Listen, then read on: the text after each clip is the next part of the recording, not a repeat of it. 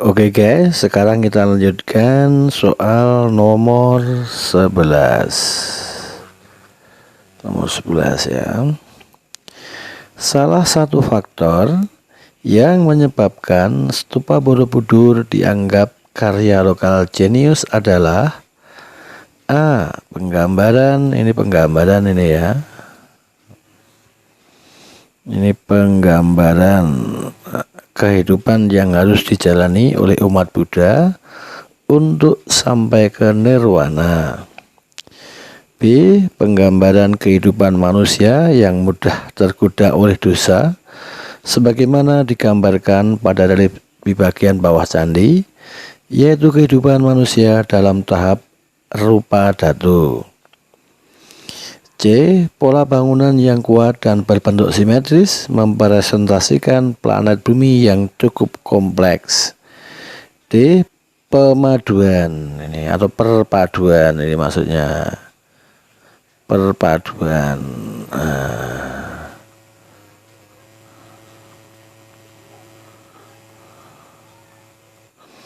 Perpaduan pola bangunan dari India dengan pola bangunan berundak yang sudah ada di Jawa pada saat itu.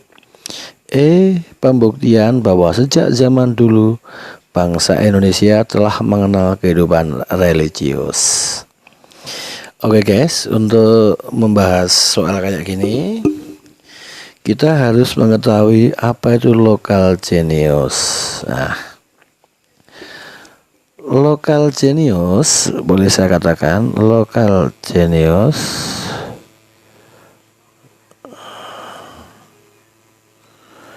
adalah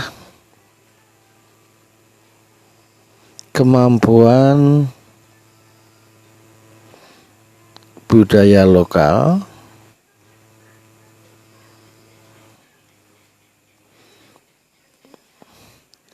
dalam menerima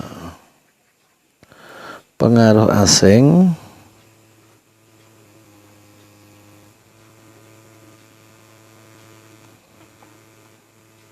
disesuaikan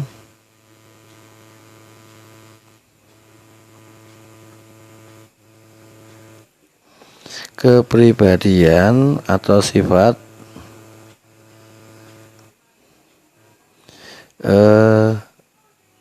budaya lokal tersebut.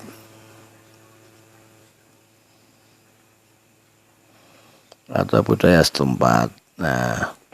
Jadi lokal genius itu kemampuan budaya lokal atau budaya setempat dalam menerima pengaruh asing atau budaya asing yang disesuaikan dengan kepribadian budaya setempat atau budaya lokal. Jadi ketika menerima budaya lokal tidak menerima mentah-mentah. Dicari yang sesuai dengan budaya setempat. Kemudian kita gabungkan juga bisa atau kita terima menjadi satu budaya lokal kita terima. Yang penting tidak bertentangan dengan budaya lokal. Entah itu diterima sebagai satu utuh budaya atau pun dipadukan menjadi satu budaya baru dengan budaya lokal. Maka lokal genius ini kemampuan budaya lokal di dalam menerima pengaruh asing, maka akan terjadi yang namanya perpaduan atau penyatuan dua unsur yang berbeda, yaitu budaya asing, kalau dalam konteks ini India, dengan budaya lokal, dalam ini budaya Jawa, yaitu apa? Stupa ataupun ratna kalau candi Hindu, stupa kalau candi Buddha. Ini muncullah yang namanya stupa India bergabung dengan asli Indonesia, yaitu bangunan berundak atau punden berundak. Muncullah candi dalam konteks ini stupa Borobudur. Jadi nomor 11 yang merupakan karya lokal genius dalam Borobudur adalah adanya perpaduan pola bangunan asing India dengan bangunan lokal, yaitu punden berundak. Jadi jawabnya D.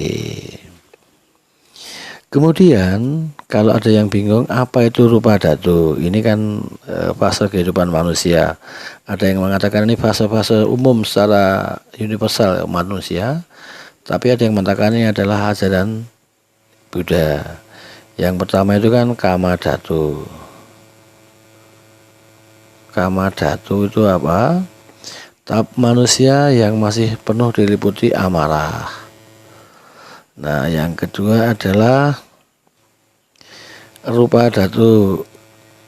Nah, ini kalau kita umum ini nafsu al-wamah ini. Jadi ada penyesalan manusia antara sifat yang baik dengan buruk. Nah, yang buruk yang kita lakukan pada masa Kama Dhatu, kita mulai ada penyesalan di fase Rupa Dhatu ini.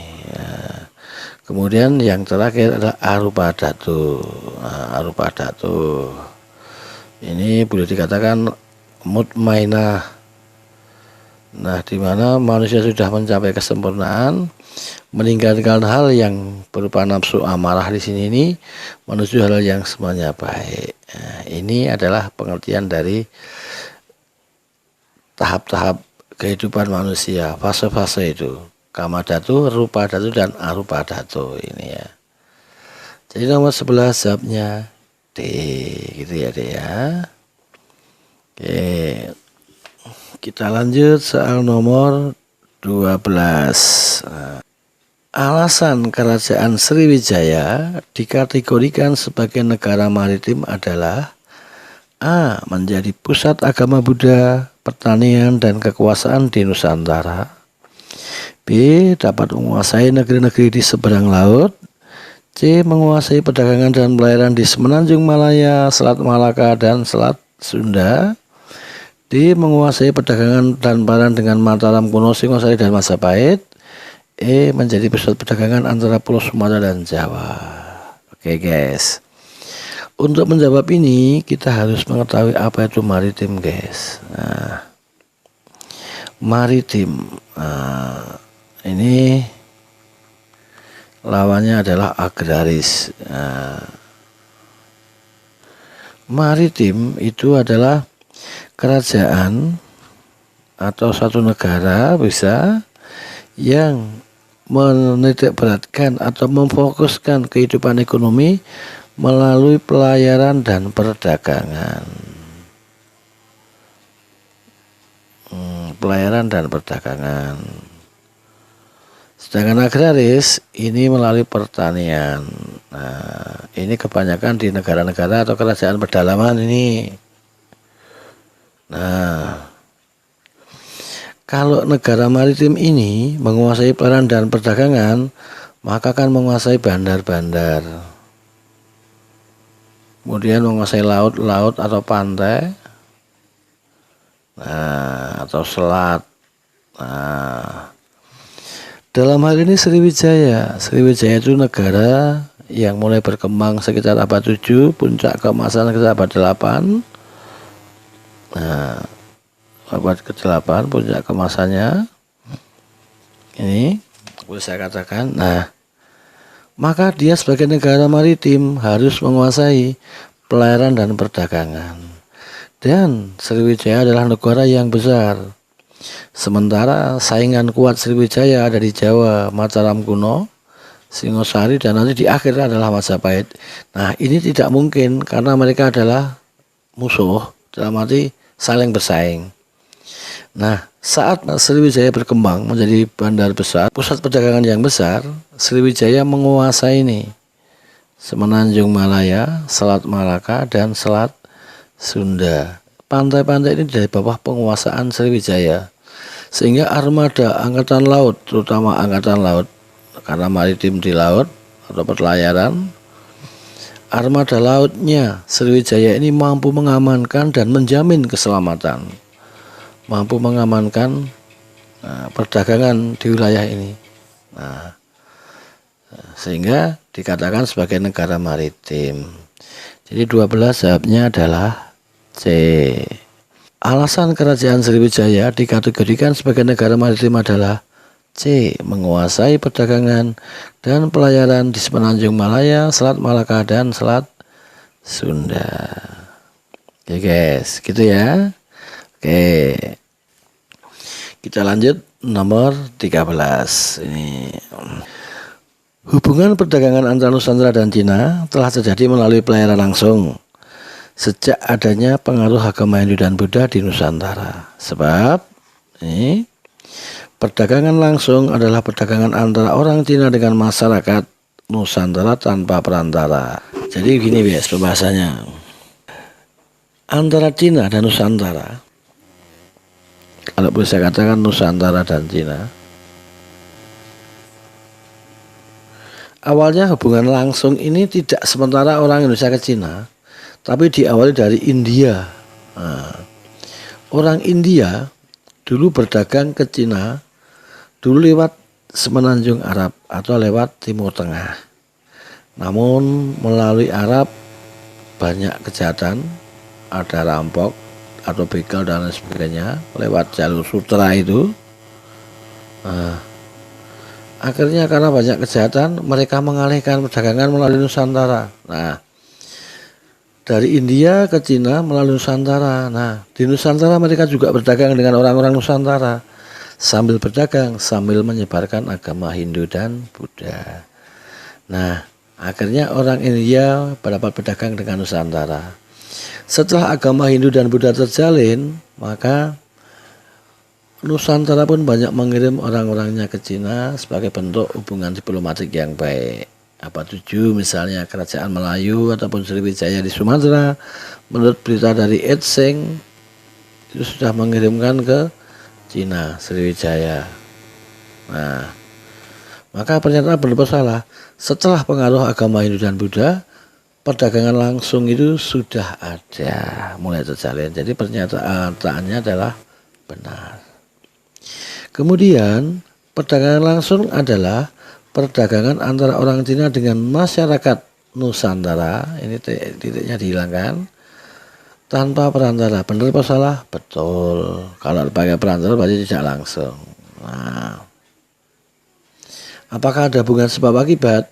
Saya rasa tidak. Seharusnya kalau ada perantara langsung apa? Sebelumnya memang. Nah, jadi kalau ini ada hubungan, seharusnya kan sebelum Hindu dan Buddha, pelayaran di Nusantara itu sifatnya apa diterangkan gitu. Tapi ini hanya menerangkan ada dari pelayaran langsung atau perdagangan langsung. Maka tidak ada hubungan sebab akibat. Maka jawabnya adalah B. Kalaupun kesulitan, Anda juga bisa membalik, baca dari bawah, hubungan dengan atas dengan kata sehingga. Nah, dengan ini kalau kalimatnya nyambung berarti ada hubungan sebab akibat. Coba praktekkan sendiri adik-adik. Nah, jadi nomor 13 jawabnya adalah B. Sekarang kita lanjut nomor berikutnya. Oke. Nomor 14. Ini masih sama ini ya. Inti persoalan. Bukti bahwa masyarakat Indonesia pada masa Hindu Buddha memiliki kearifan lokal. Nah, ini tadi dalam menerima budaya asing adalah satu. Fungsi candi-candi di Indonesia sangat berbeda dengan fungsi candi di India. Dua. Pada umumnya, candi di Indonesia baru sebagai tempat peribadatan dan makam. 3. Candi di Indonesia dibangun oleh orang-orang India dan Brahmana dari India. 4. Pada umumnya, seluruh dalaman candi di Indonesia misalkan dengan alam dan budaya Nusantara. Nah, ini masih kearifan lokal atau lokal genius. Tadi sudah saya jelaskan tadi pengertian lokal genius. Jadi kemampuan budaya lokal dalam menerima pengaruh asing disesuaikan dengan kepribadian bangsa atau selera lokal. Nah, kearifan lokal apa saja yang dipunyai bangsa Indonesia ketika menerima pengaruh Hindu-Buddha atau budayaan dari India ini? Nah, satu, fungsi candi di Indonesia sangat berbeda dengan fungsi candi di India. Nah, Anda bingung, fungsi candi itu untuk apa sih? Nah, di Indonesia fungsi candi bisa untuk peribadatan. Khusus untuk candi Hindu, di samping untuk peribadatan juga untuk pemakaman. Nah, jadi candi yang pasti untuk peribadatan atau ibadah. Khusus candi Hindu juga untuk pemakaman. Nah, kira-kira gini beda nggak dengan India? Di India kemungkinan hampir sama. Kalau Anda ini bingung, nomor 1 ini bingung, langsung aja nomor 3. Karena apa? Kalau 1 benar, 3 masih benar. Kalau 1 salah, 3 masih salah. Kalau 3 benar, 1 pun juga benar. 3 salah, 1 pasti salah. 3 coba. Candi di Indonesia dibangun oleh orang-orang Indonesia dan Brahmana dari India. Nah, pertanyaannya, apakah semua candi harus dengan Brahmana dari India? Kan tidak mungkin. Banyak candi Indonesia yang dibangun oleh orang Indonesia sendiri. Bahkan candi yang melibatkan Brahmana dari India itu candi mana kita tidak tahu. Nah, nomor 3 berarti salah. Nomor 1 ini berarti juga salah, men. Gitu ya. Nah, sekarang nomor 2. Pada umumnya, candi di Indonesia berfungsi sebagai tempat peribadatan dan makam. Sama enggak? Nah, sama kan? Nomor 2 oke. Selesai sebenarnya. 1 salah kan otomatis 3 salah. 2 benar. Jelas 2 dan 4 ini pasti benar. Jawabnya C. Karena apa? Enggak mungkin 2, 3, 4. Nah, 4. Pada umumnya, suatu dan laman candi Indonesia menyesuaikan dengan alam dan budaya Nusantara. Jadi lokal jenius. Jadi benar juga. Jadi jawabnya C. Gitu guys. Ini ya. Oke, sekarang kita lanjut nomor berikutnya ya. Oke, wah ini masih sama juga tipe soalnya. Alasan stupa Borobudur diakui sebagai warisan dunia adalah, nah, stupa Borobudur, stupa puncak candi Hindu, itu namanya Candi Buddha ya, puncak candi.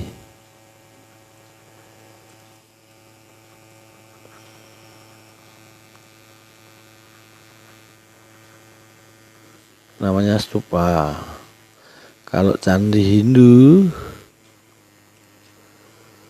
namanya Ratna. Nah, kenapa diakui sebagai warisan dunia? Pasti ada satu hal. Biasanya berkaitan dengan perpaduan budaya ini. A. Struktur bangunan yang berasal dari batu andesit. B. Letak bangunan dari tempat yang tinggi. C. Struktur bangunannya bertingkat-tingkat. Posisi stupa ada pada setiap relung bangunan. Ini semuanya kayaknya ini sama candi-candi. Adanya perpaduan masing budaya dengan budaya asli. Yang unik dari candi di Indonesia adalah perpaduan tadi, yaitu pengaruh asing yaitu India dan budaya asli bangsa Indonesia. Jadi antara stupa dengan punden berunda. Punden berunda. Jadi yang mana? Ini lokal jeniusnya kelihatan. Karena apa? Budaya asli bangsa Indonesia kelihatan di sini, yaitu punden berundaknya ini ya, sebagai tangga candi ya kan, dan stupanya di atas, jadi bentuknya seperti ini ya. Nah, ini nanti untuk gambar studi yang lebih baik tentang struktur candi di Indonesia. Oke, jadi nomor 15, alasan stupa Borobudur diakui sebagai warisan dunia adalah adanya perpaduan pengaruh asing Buddha dengan budaya asli, yaitu budaya Jawa. Kerajaan Sriwijaya merupakan kerajaan maritim yang kuat, sehingga berhasil menguasai jalur perdagangan Selat Malaka dan Selat Sunda. Sebab armada kerajaan Sriwijaya dapat menjamin keamanan pelayaran dan perdagangan, serta memaksa perahu dagang untuk singgah di bandar kerajaan. Nah, ini bagaimana guys? Nomor 16 pernyataannya. Ini kerajaan Sriwijaya merupakan kerajaan maritim yang kuat. Benar salah? Jelas benar ya. Karena dia menguasai jalur perdagangan ini di Selat Malaka, Selat Sunda, kemudian perairan di sebelah timur Sumatera ini juga dikuasai oleh Sriwijaya ini. Nah, kenapa dia kuat? Karena armada Sriwijaya ini dapat menjamin keamanan pelayaran dan perdagangan, serta maksa perahu dagang untuk singgah di bandar kerajaan. Nah, jadi antara pernyataan dan alasan ada hubungan sebab akibat. Nah, maka nomor 16 ini jawabnya A. Gitu guys.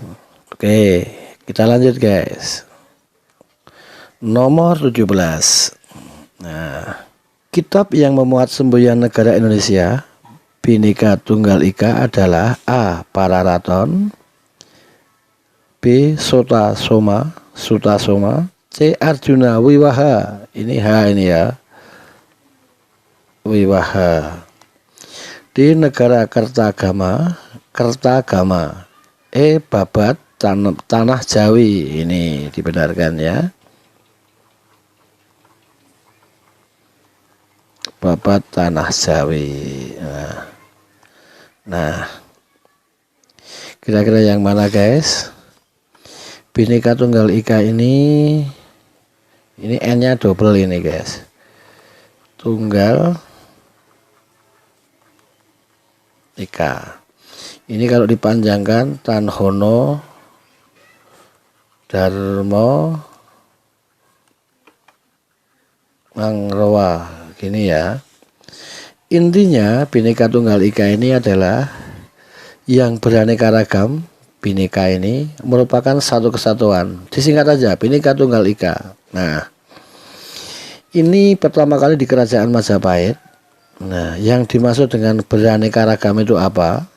Bhinneka Tunggal Ika, Bhinneka yang beragam itu apa? Maksudnya adalah agama Hindu dan Buddha. Nah, mereka meskipun berbeda agama tetap satu kesatuan.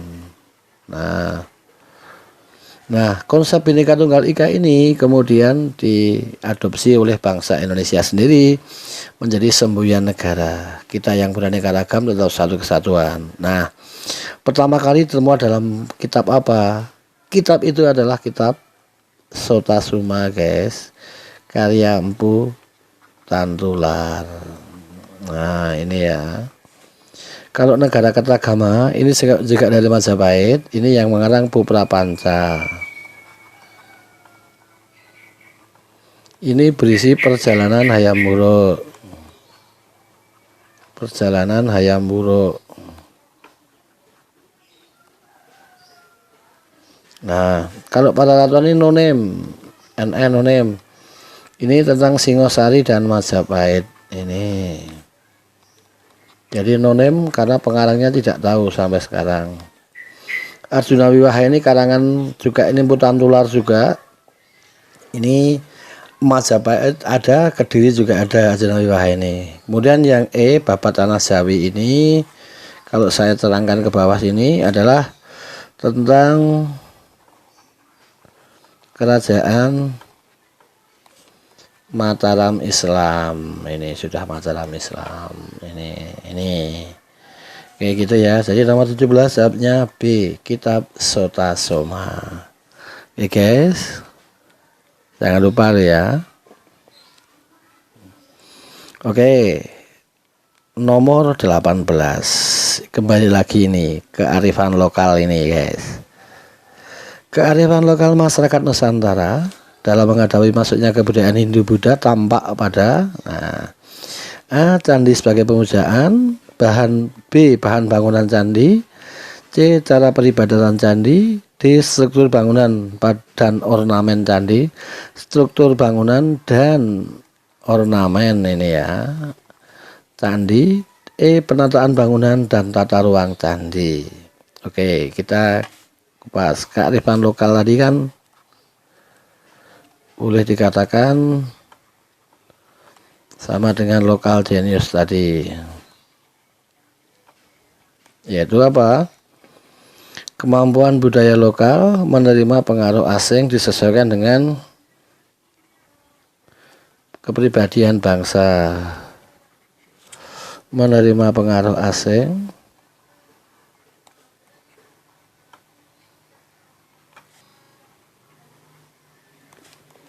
disesuaikan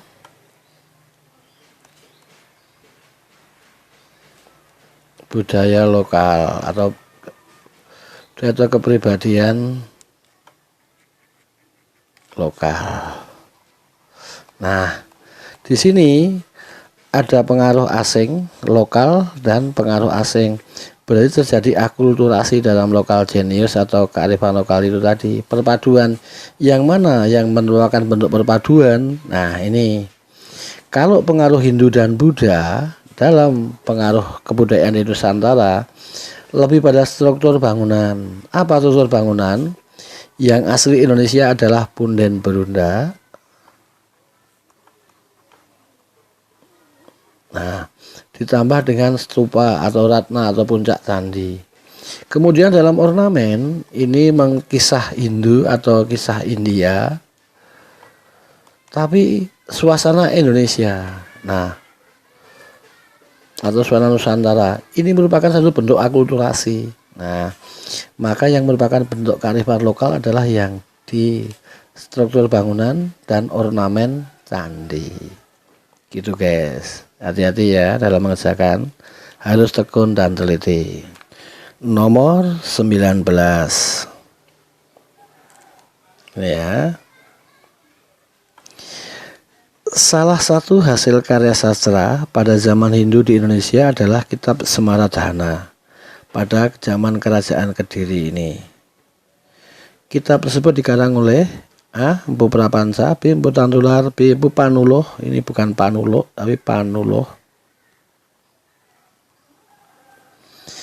D. Empu Darmaja, Empu Gandring.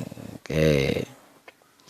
Sekarang kita bahas dulu kitab Semaradhana. Apa sih kitab Semaradhana ini? Nah, ini untuk kitab Semaradhana ini mengisahkan penyatuan Kerajaan Jenggala peninggalan kahuripannya Erlangga dan Panjalu itu. Nah, tetapi yang namanya sastra kuno, sastra lama, ini pasti ada kiasan.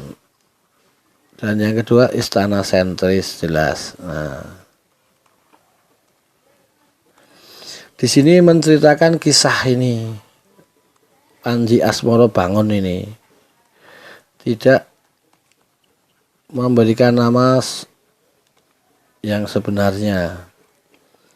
Kemudian putri dan pangeran dari kedua kerajaan untuk disatukan. Nah, kitab ini, kisah ini kemudian dikenal dengan kisah ini. Andi-andi lumut, kisah percintaan. Kita tahu Semaradhana. Semara dari kata asmara atau cinta. Dahana dari kata api. Nah, jadi api percintaan. Ini tentang Andi-andi lumut ini, kisah antara Panji Asmoro Bangun dan Dewi Sekartaji itu nih, atau Dewi Condrokirono. Condrokirono. Nah, kitab Semaradhana mengisahkan itu tentang berdirinya kerajaan Kediri ini. Nah, yang mengarang siapa? Nah, yang mengarang ini Empu Darmaja, Empu Darmojo. Karena pada masa Kediri ini banyak karya sastra dihasilkan. Ada Arjuna Wiwaha kayak zaman Majapahit. Kemudian Baratayuda, sudah Empu Panuluh ini juga pada masa Kediri ini juga. Gitu ya Dek ya. Nomor 19 jawabnya D. Oke guys, sekarang kita menginjak ke nomor 20. Faktor yang menyebabkan keruntuhan kerajaan Majapahit bersumber dari A. Golongan Brahmana, B. Golongan bangsawan, C. Keluarga kerajaan, D. Pemberontakan Demak, E. Berkembangnya Islam. Nah, sesuai dengan keterangan materi yang sudah kita berikan di depan, ada beberapa faktor yang menyebabkan keruntuhan Majapahit ini. Nah, ini bisa kita lihat. Satu, ini karena satu pendangkalan Sungai Berantas. Kita tahu Sungai Berantas ini sangat penting dalam perdagangan di Majapahit, karena sungai yang cukup bagus untuk pelayaran ini. Ketika pendangkalan menyebabkan kemunduran di Majapahit. Yang kedua adalah banyak wilayah yang melepaskan diri.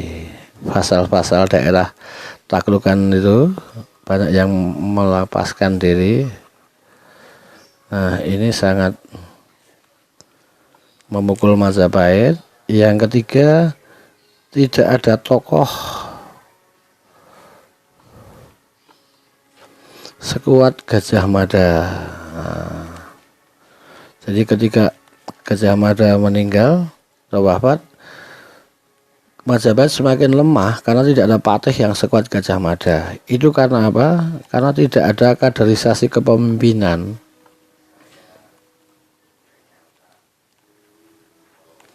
Di Majapahit. Bahkan sepeninggal Hayam Wuruk itu perang saudara antara Hayam Wuruk, maka ada perang Parekrek itu juga ya. Kemudian yang kelima adalah berkembangnya Islam. Nah, berkembangnya Islam terutama di Pantura Utara Jawa setelah Majapahit runtuh terutama ini berpengaruh besar. Maka ini membawa intrik. Daerah-daerah yang dulu dikuasai Majapahit dengan berkembangnya Islam ini melepaskan diri dan menjadi kekuasaan Islam, terutama di pantai utara Jawa. Jadi salah satu faktor yang menyebabkan keruntuhan Majapahit adalah berkembangnya Islam ini. Mau tidak mau harus kita akui bahwa Islam ini menyebabkan kemunduran di Majapahit. Gitu guys, soal-soal latihan soal-soal tentang zaman kebudayaan dan agama Hindu di Indonesia, agama Hindu, kebudayaan Hindu yang meliputi agama Buddha juga dan kebudayaan Buddha di Indonesia. Nah, besok kita ketemu lagi materi berikutnya yaitu zaman Islam di Indonesia. Oke, tetap semangat guys, terus berjuang, mudah-mudahan pandemi segera berakhir. Sukses selalu menyertai kalian semua. Kita ketemu lagi di materi berikutnya.